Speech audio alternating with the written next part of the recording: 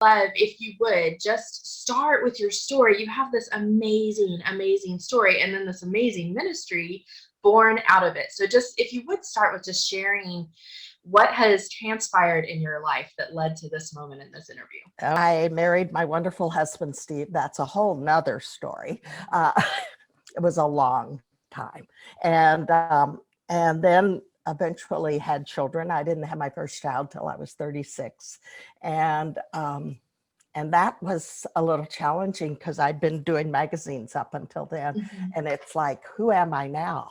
Mm, And yeah. it put me on a path to discover how God might have plans for me still and ways to use me in addition to the wonderful privilege of parenting my children. Okay. And so we had these two girls, and um, they were mostly wonderful, you know, mostly, and very different, but mostly wonderful. And I had a miscarriage. Mm.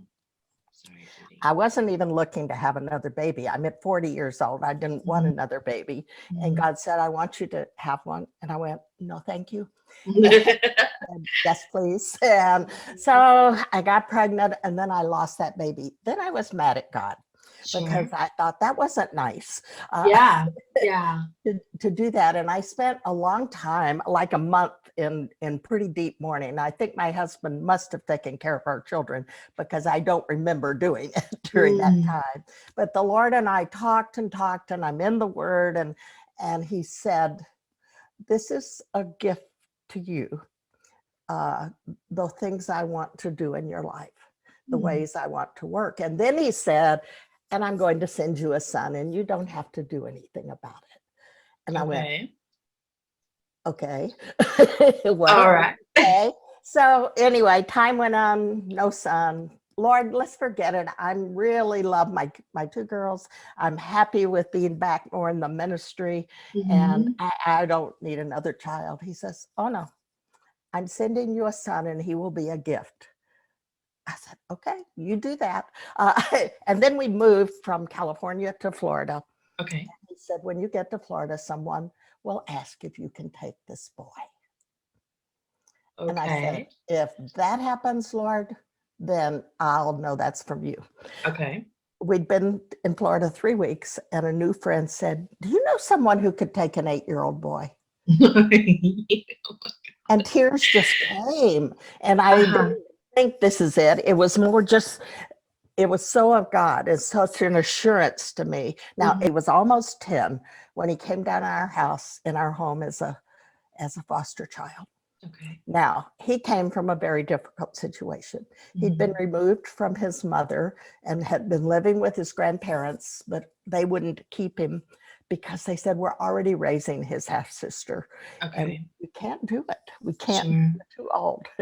And so his mother was a drug addict, alcoholic, everything that would go with that. Okay. And they lived in poverty, or the grandparents helped. Put him in a little trailer, but she would disappear. There were men in and out. There was abuse going on. There was a lot of things, uncertainties. His life was challenging. He didn't know that. Yeah. Thought it was normal. Sure. He didn't know it. That And only lately has that come out. So they took him from her, and he came to us. And it was a challenge because he had so many issues. His mother had drugs and alcohol, created fetal alcohol syndrome, which has major implications. Messes with the brain big time. Yes. And so we discovered a lot of that. And he could barely read and write, coming into our home as a going into 3rd grade as almost 10 years old. Okay. And so we adopted him, and we thought he'll be confident of our love and care, and so he'll settle down. Except he went into middle school. Now, you know how tall 6th grade boys are. You know, they're not very tall, but he's supposed to be in 8th grade. And he's in 6th grade, and he's big anyway. He's 6'2" now, and so he found out his size was really handy. Bullying worked really well. He got kicked off the bus, and I made him ride his bike home. wasn't a real close school, so that was a challenge, but Okay. it was, he just had trouble. He couldn't learn well. There's ADD and other things. And so Sure. he spent his life in alternative classroom, and again, thought that was normal Mm-hmm. because his friends were there. Sure. And so, but then he just was in more and more trouble at school, and he joined a gang because they were the people he was comfortable with. Sure. And the principal said, one more incident, he's out of here. Mm. God led us to put him in a residential Christian program Okay. that's here that we had to go through with him. Okay. And it had many good things. It was also challenging, but it had good things. One was it forced us together because we had to go and spend every Sunday afternoon with him there. Okay.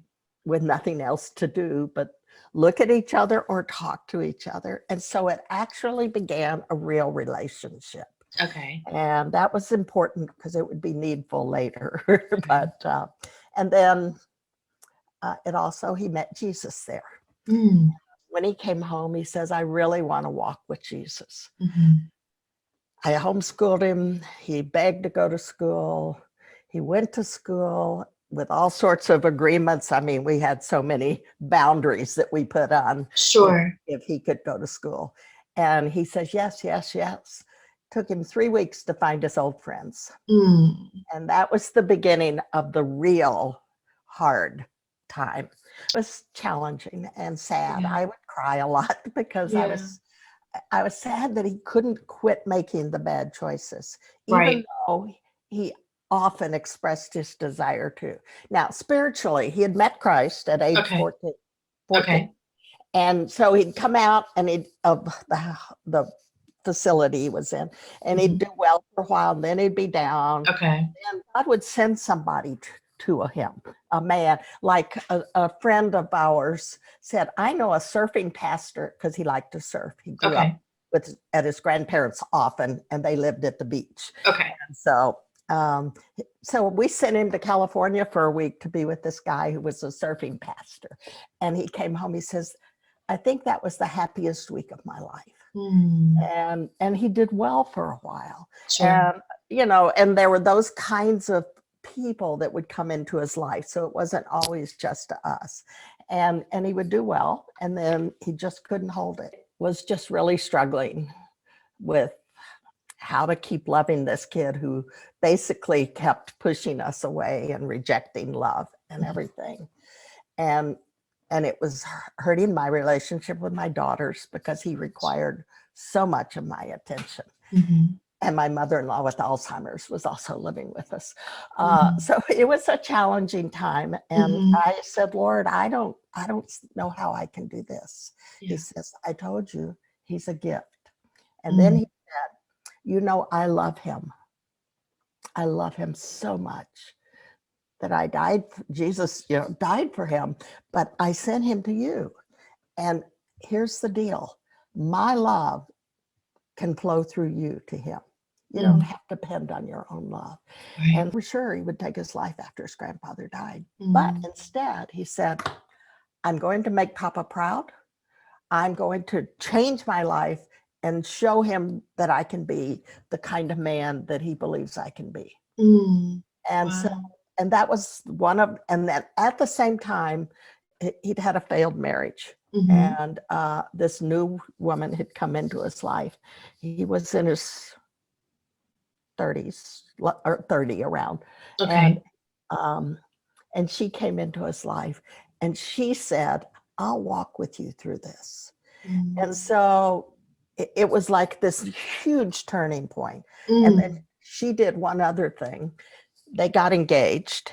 And after a while, she said, I'm not going to marry you unless you quit drinking. She had a daughter that she would be bringing into, and he says, I can have a few beers. And she said, well, I thought you could, but I've seen you can't.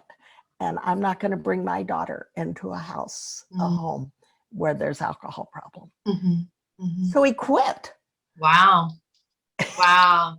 Which I know can only have a good effect on anybody's life, but especially anybody who struggles like that. Yeah. Yeah. And so that, his life is still challenging. Sure. Yeah.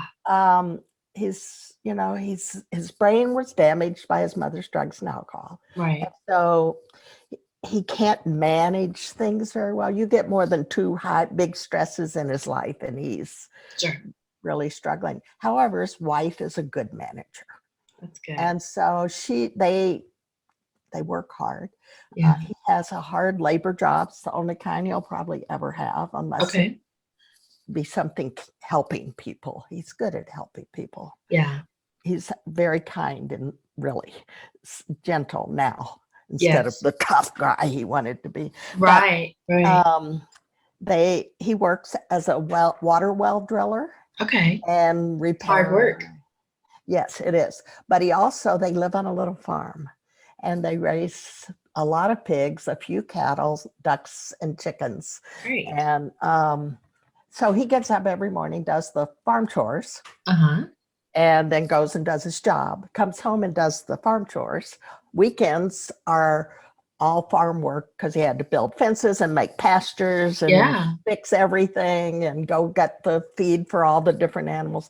They have her daughter, who's now 19, and they have a 6-year-old turning 2 next week. Oh, that's amazing. And he continues to stay clean from alcohol. Here's what we say.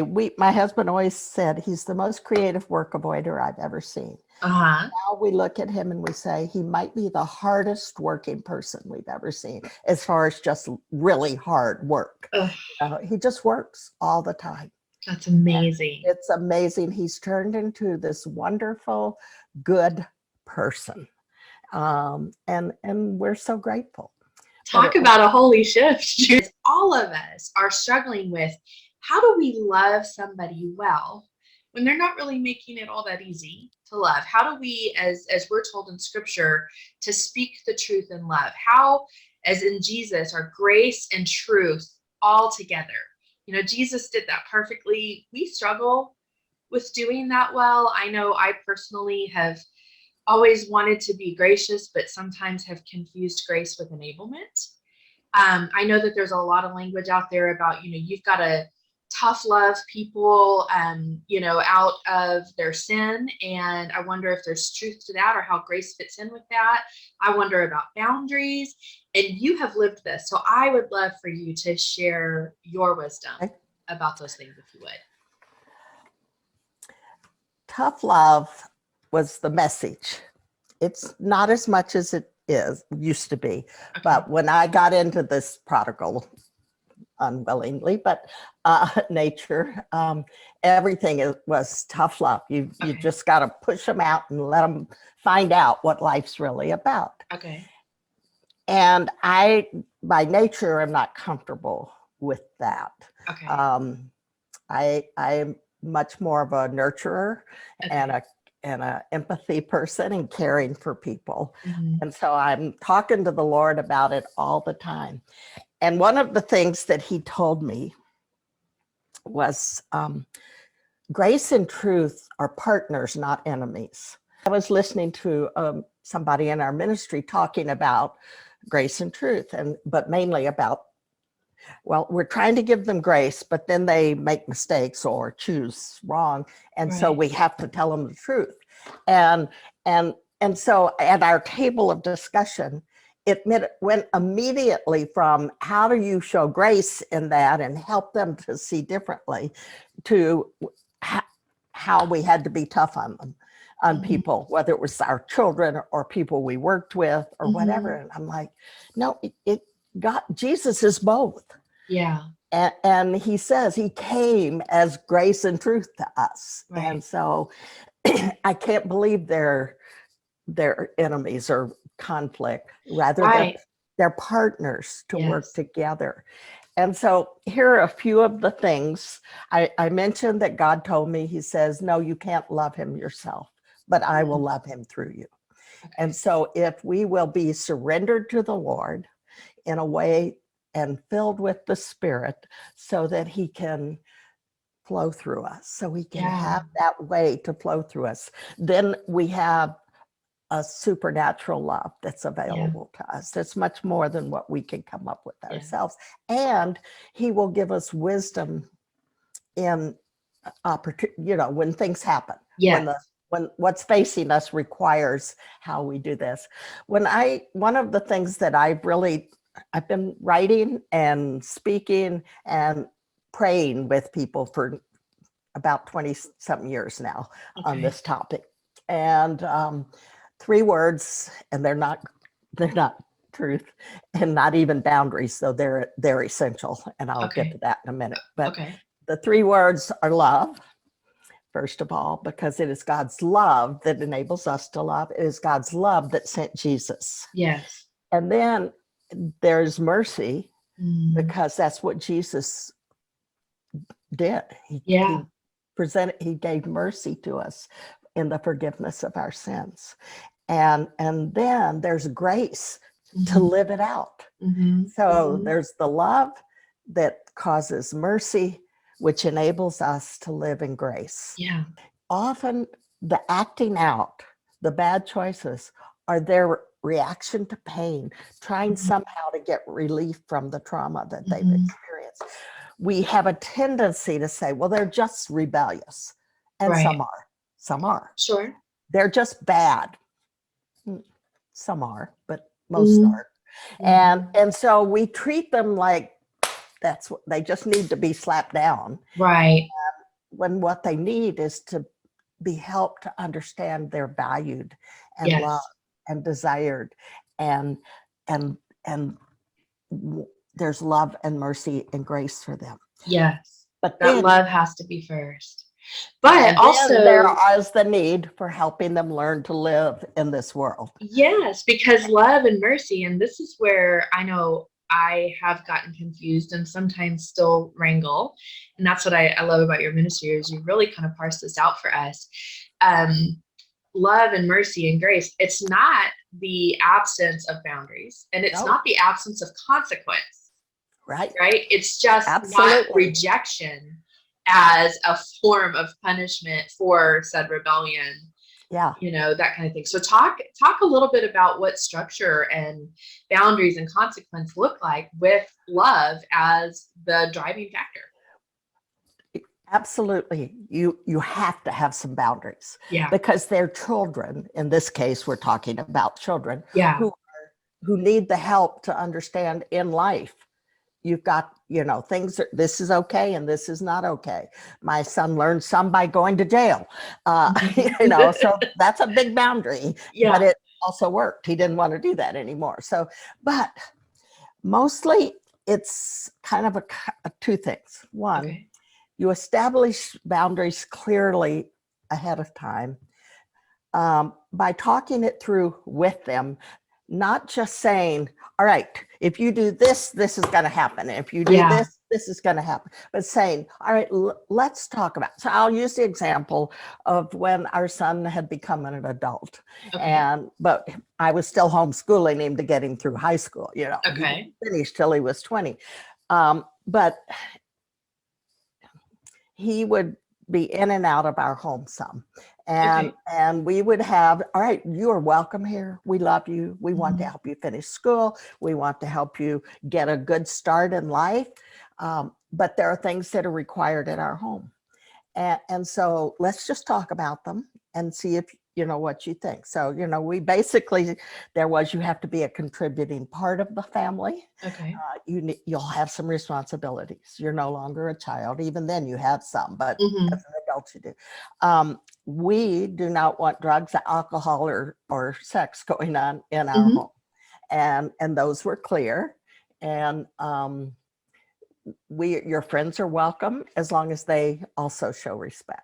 Right. And my husband was especially determined that our son would show respect to me, Okay. because I was an easy pushover sometimes. Okay. And so we made those, and we just said, all right, now what are appropriate consequences if you can't do these things? And Mhm. we start with lesser ones. Mhm. And then if that doesn't work, we'll extend them. And Mhm. in the end, it was kind of, we want you to be able to live here until you're able to be on your own, finish high school, get a job, earn some money. But if you're at a hard point, we're glad for you to come back. But if you choose not to live by these boundaries we're agreeing on, then you will know that you're choosing to not stay here. You can't do that until they're 18. People think, we'll just kick them out. Well, legally you can't. Right. But once they're 18, and so we just, we had the boundaries and we did them calmly. We never did them as, a lot of boundaries are set when people are angry. Yes. And as a punishment.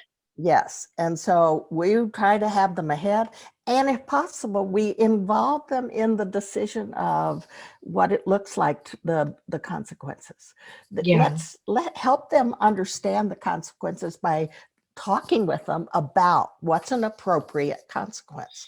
3 different times in his early adult time, he was living with us and made the wrong choices and had to leave. And one time he said, "You're kicking me out." And we said, "No, this is your choice." Yeah. "I don't want to leave." I said, "Yes, but you knew what was necessary to stay here. And so you have made the choice." How do we speak truth in love? How do we make sure our words are seasoned with grace? 1, wait before you speak. Count to 10 or as high as you need to before you say something. Don't speak in anger. Moderate. Speak slowly, calmly, gently, but firmly. Think, will these words add fuel to the fire of the differences that are going on? This is so important. Well, no, the next one more too. Consider, would you like someone to speak such words in that tone of voice to you? Recognize this is key. The words you speak today can be part of your relationship with your prodigal for all of the years to come. They remember something that's hard and harsh, it stays there. And you've heard kids say, "Well, my father always said," or, and so the things we say can make it hard forever almost, Then realize your tone of voice can turn neutral words into destructive words. Remember, you love this person. Pray, make sure you're filled with the Spirit and ask him to govern your tongue and release his love into your heart. Choose to be an instrument of God's grace. In my book, the last chapter is called Gift, because God said he was sending this boy as a gift.